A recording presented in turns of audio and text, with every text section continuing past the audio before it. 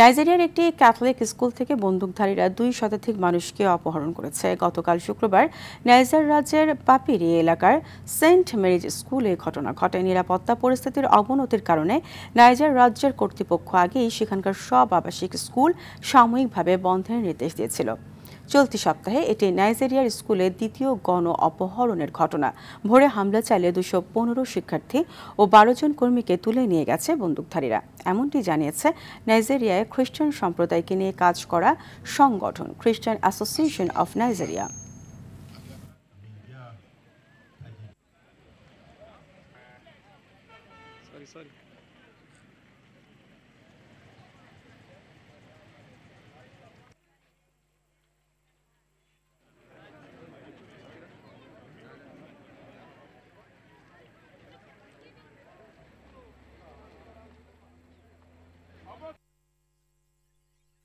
Months ago.